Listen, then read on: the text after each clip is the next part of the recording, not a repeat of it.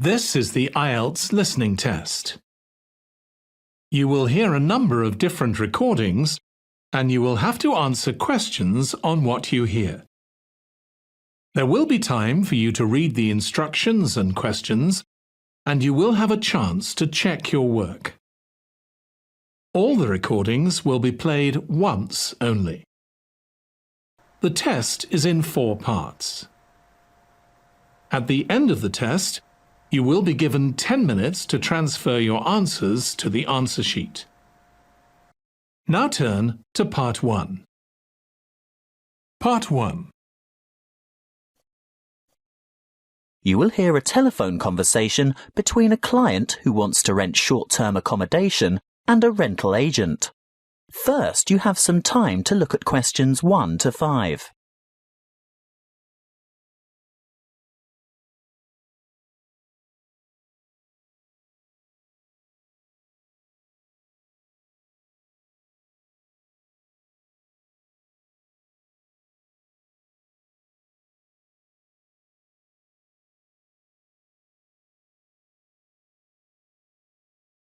Now we shall begin. You should answer the questions as you listen, because you will not hear the recording a second time. Listen carefully and answer questions 1 to 5. Good morning. Ace Accommodation. How can I help you? Good morning. I'd like to organise some short stay accommodation on the Gold Coast, please. Certainly. Who am I speaking to? Miss McKinley. Sylvia McKinley. Could you spell your family name for me, please? It's Mackинlay. Thank you. And your first name is Sylvia? Yes. Is that with an I or a Y? A Y, the old-fashioned way. That's Sylvia. Thank you, Miss McKinley. Now, just for our records, can you tell me what country you live in? Of course. It's England, actually. I thought so.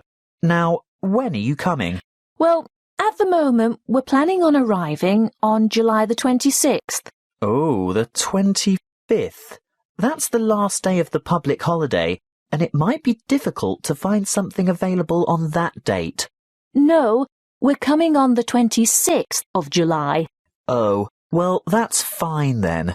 We'll have lots of good places vacant by then, although you wouldn't be able to move in until late afternoon, because our cleaning crew will need time to get everything ready for you. That suits us.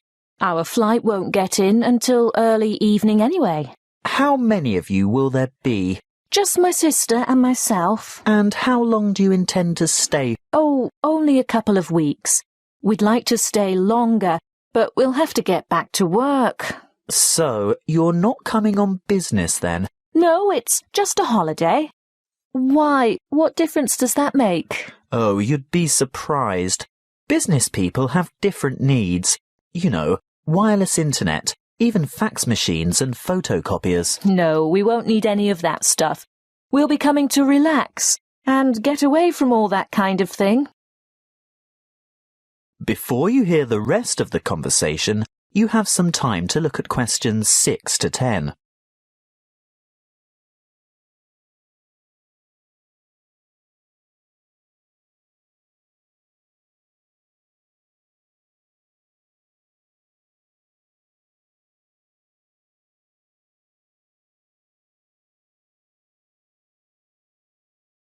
Now listen and answer questions 6 to 10.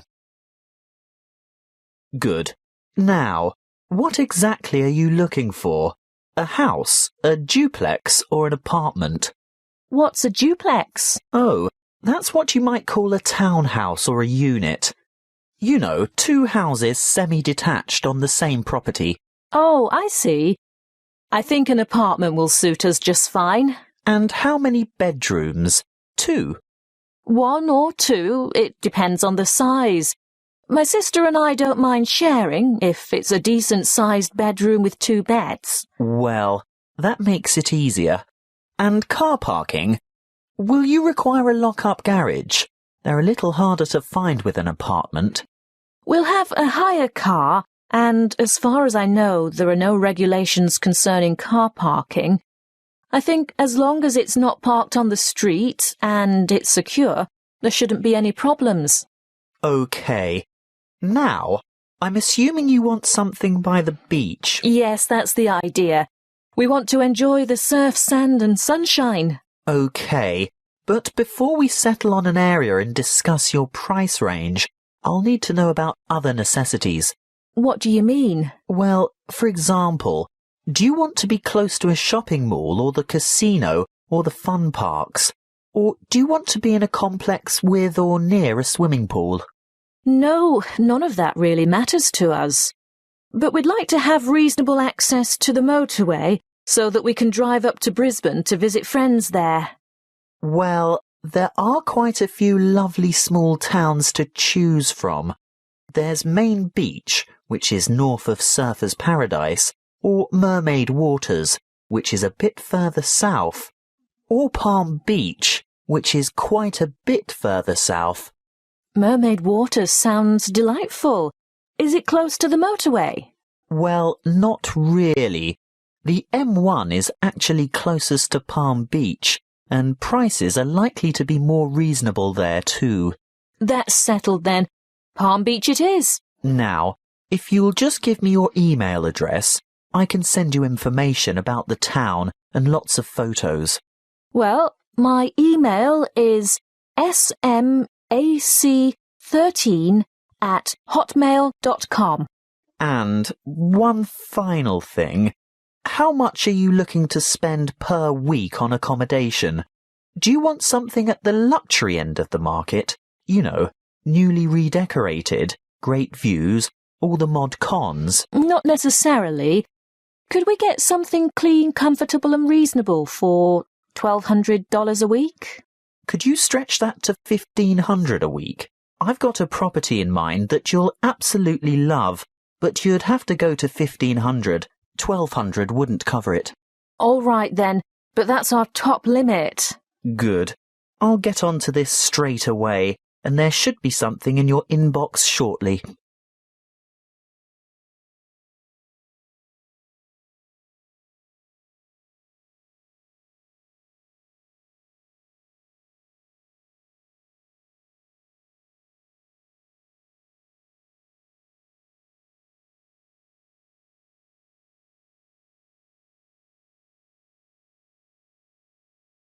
That is the end of part 1. You now have 1 minute to check your answers to part 1.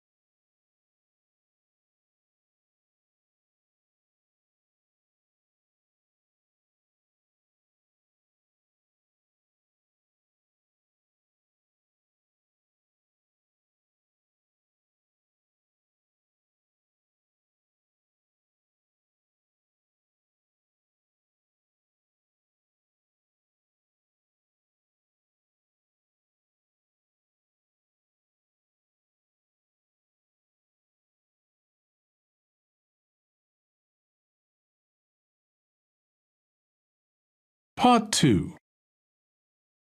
You will hear a member of the Active Outdoor Club talking to a group of interested potential members. First, you have some time to look at questions 11 to 14.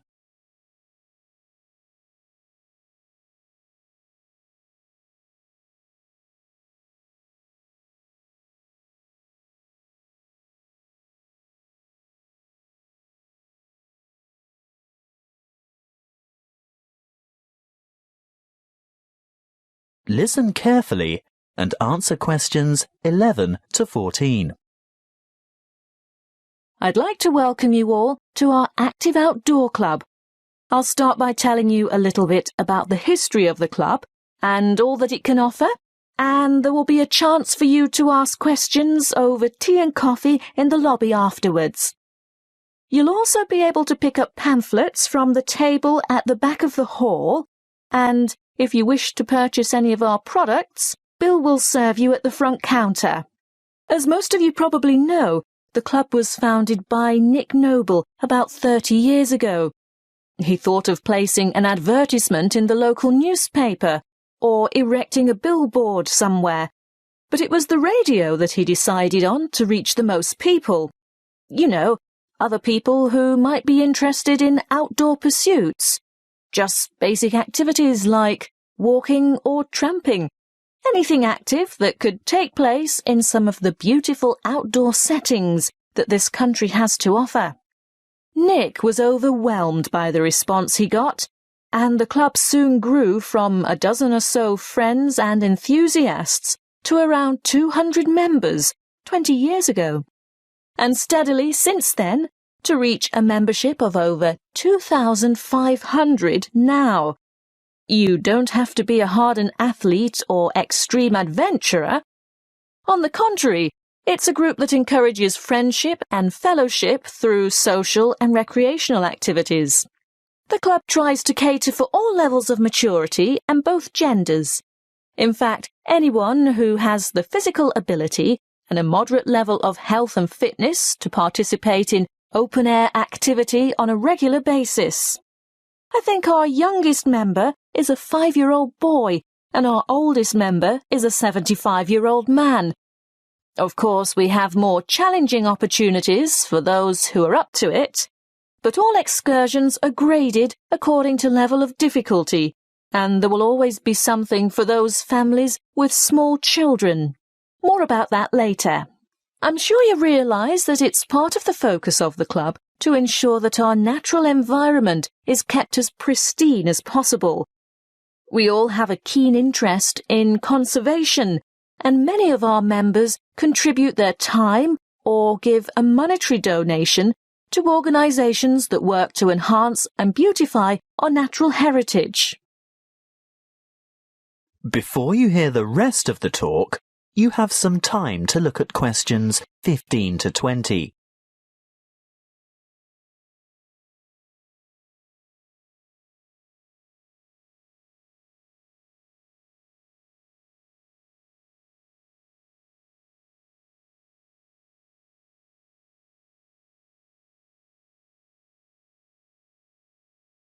Now listen and answer questions 15 to 20. OK, now going back to the grades of activity, first of all, tramping. This is very popular with singles and couples without children, but is certainly not restricted to those groups. Tramping is arranged for Tuesdays and Saturdays throughout the year. Most tramps are of a duration of 3 to 5 hours, depending on the weather and the terrain, and of course the time of year. You would need to check the newsletter or the website to find out place and time, and if you wish to participate, phone the coordinator who can give you more information. I'll move on now to walking, which is very popular with families, but open to everyone, and walks are arranged for every Thursday and every Sunday over the course of the entire year. Walks last no more than 3 hours, although the Thursday walks might be shorter. And again, you would have to check the newsletter for details of the time and area to meet and get in touch with the walking organiser to confirm your participation. Now, the Wanderers are what you might call a subgroup of the Active Outdoor Club. This group was set up to cater for the less active, more elderly, or families with very young children who still want to enjoy the great outdoors, but without quite so much exertion. Bear in mind that the length of these activities is variable, but we're always home before dark. Any member of the club is welcome to join in their activities on a Sunday, which include visiting some of our more beautiful parks and botanical gardens, beach walks, picnics, and even boat trips to visit some of the small islands off the coast. Often guided tours can be arranged if there is enough interest. If you'd like to see what the Wanderers are up to, check the website and then phone the leader for more information. I'll bet you're all ready for that cup of tea now. But before I finish, I really must mention something that can be a lot of fun.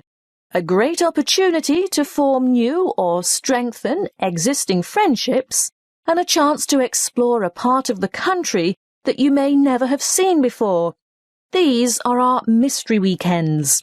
The committee puts a lot of time and effort into the organisation of these weekends away, not only for health and safety reasons, but also to ensure that everything runs smoothly and everyone has a good time. There will be a charge to cover travel and accommodation costs, but apart from that, it's an affordable and exciting weekend away from the city. For more information, call the chairman of the committee. You'll find his phone number in the newsletter. So, that's all I have to say at this point. Please enjoy the refreshments, chat with the others, and feel free to ask questions. All the committee members are wearing large red name badges, so they're easy to find.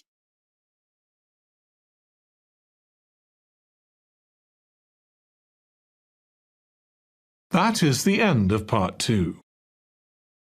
You now have 30 seconds to check your answers to part 2.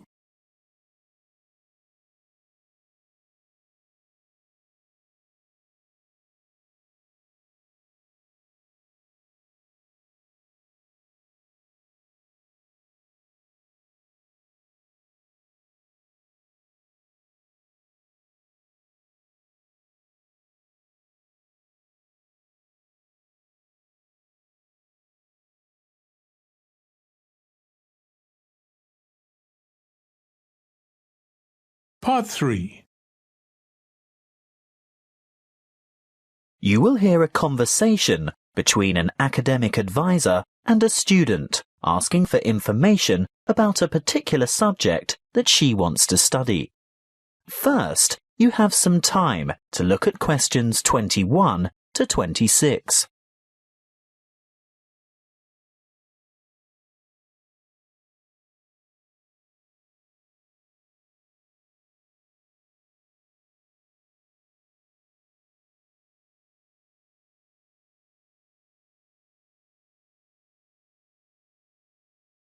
Listen carefully and answer questions 21 to 26. Come in and take a seat. Thank you. Now, you've made an appointment to see me with regard to one of the papers you want to enroll in next semester. Yes, that's right. It's the Globalization and Educational Change paper, GEC 692. Ah, well, I know the one you mean, but all the code numbers are going to change next semester, so although the course name will stay the same, the code will be ED995. Not that you have to worry about that. But the content will be the same, right? Oh, yes, to a large extent.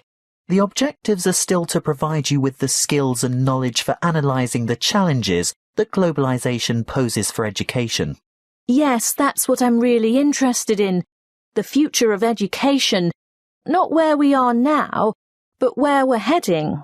Well, you'll most likely enjoy the course because it'll give you the opportunity not just to explore, but also to document the advancement of new educational developments. And there'll be quite a lot of analysis involved. Yes, obviously. But once you've examined how education has been affected by cultural values and socio-economic structures, you'll go on to debate the pros and cons of the restructuring of public education in view of rapid globalization. I see, but when you say public education, do you mean worldwide? No. That would be far too large an undertaking for just one paper. You'd probably choose to work with the education system within your own state or country. Sounds interesting, but isn't it a bit restrictive? Not at all. From there, you'd move on to explore the impact of internationalization on curriculum diversity in both developing and developed countries. Have you had a chance to look at the assessment criteria yet? Actually, I have. And it makes me a bit nervous just thinking about it. Why's that?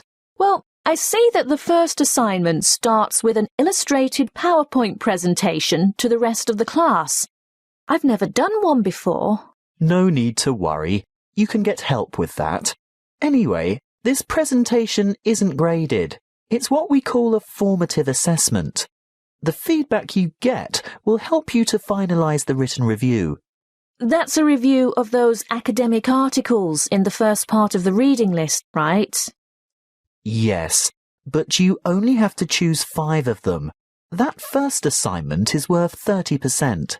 And the second assignment? There are 2 parts to that also, and both are graded. 20 marks will go towards your participation in a seminar, and then there's a 5,000-word essay, which will be graded out of 50. Thanks. Before you hear the rest of the conversation, you have some time to look at questions 27 to 30.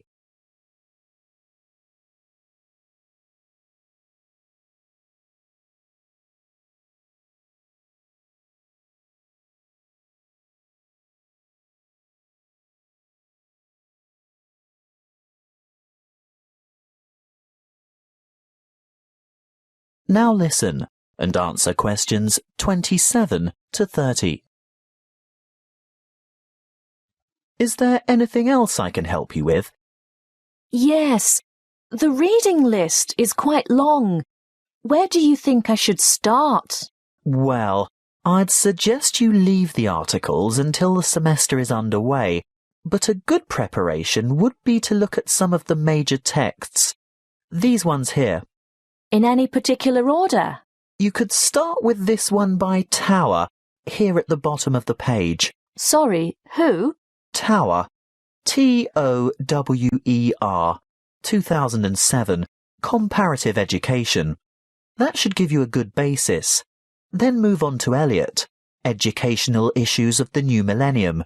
But be sure to get the 2008 edition, not the original 1998 edition, because so much has changed since 1998. The new edition has extensive revisions and a lot of new material. OK, so that's Tower first, then Eliot. I think I could handle a couple more over the summer break. Well, in that case, look for Brown's Education and Globalization, published in 2009.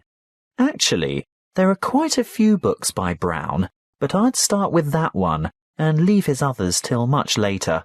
And I'd also really recommend this one here, Globalization and Knowledge Policy by York, published quite recently in fact, 2010.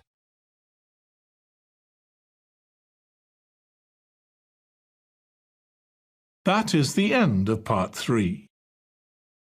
You now have 30 seconds to check your answers to Part 3.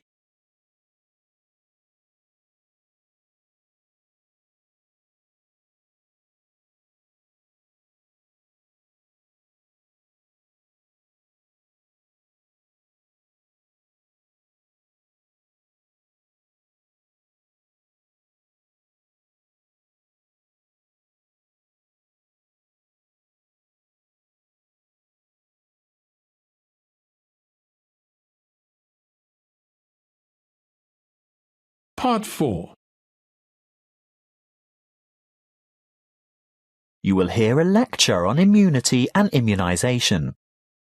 First, you have some time to look at questions 31 to 40.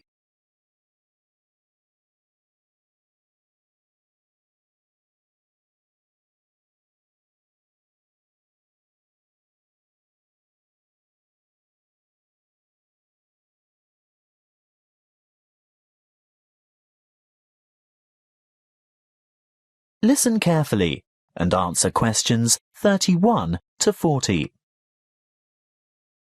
Good afternoon, and thank you for your warm welcome. This will be the first talk in a series of 5 on health interventions, protection and prevention.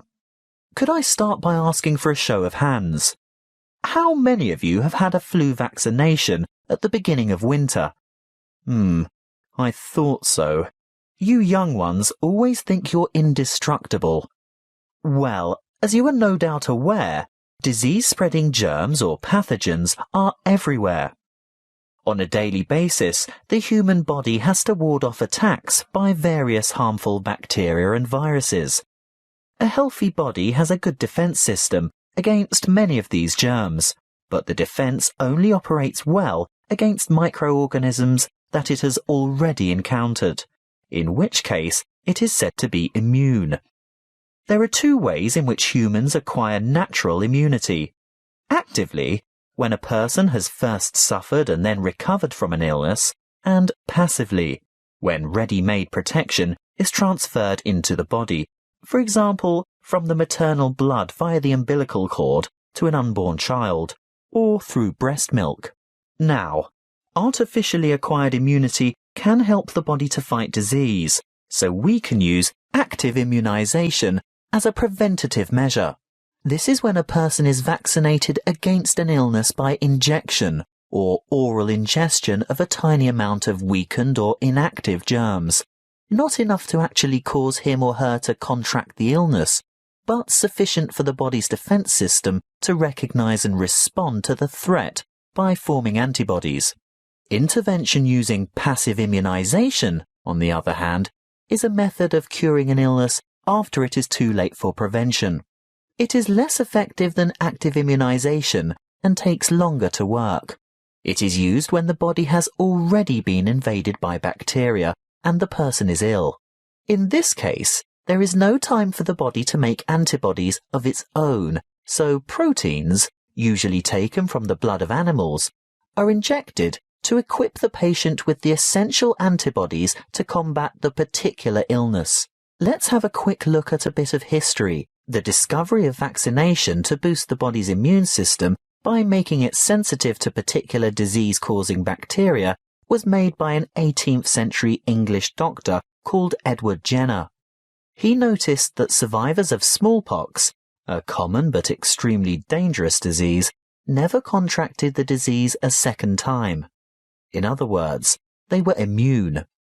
He studied a similar disease in cows called cowpox, and realized that people in contact with the infected cows became ill with symptoms resembling smallpox.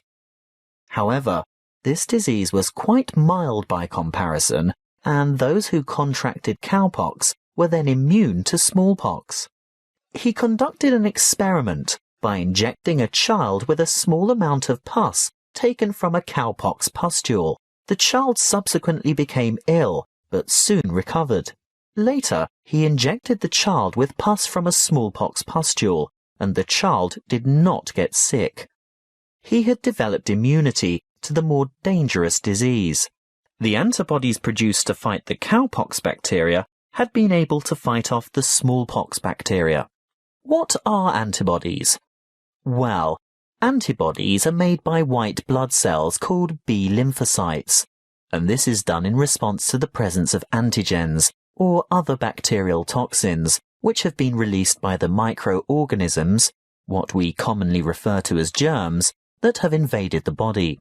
These Y-shaped antibodies, or you can think of them as antitoxins, may stop the toxins or repair the damage they have done by what is known as the antigen-antibody reaction, which takes place within the plasma of the blood. A correct antibody, for that disease, clings to a particular antigen in order to render it harmless. Large numbers of these pairs clump together to form a bigger unit. This is called agglutination and is able to be seen by the naked eye, which is very helpful for doctors and other specialists to determine which illnesses a patient is immune to. Inoculation or active vaccination can protect people from serious diseases. The vaccine may make a person feel unwell for a few days when the immune system starts to produce antibodies to match the introduced antigen. This is called a primary reaction. If that particular antigen should ever enter the body again later, a secondary reaction takes place. The body is then able to produce large numbers of corresponding antibodies within a short time, so the invading antigens are quickly wiped out, without the person suffering any harm from the disease.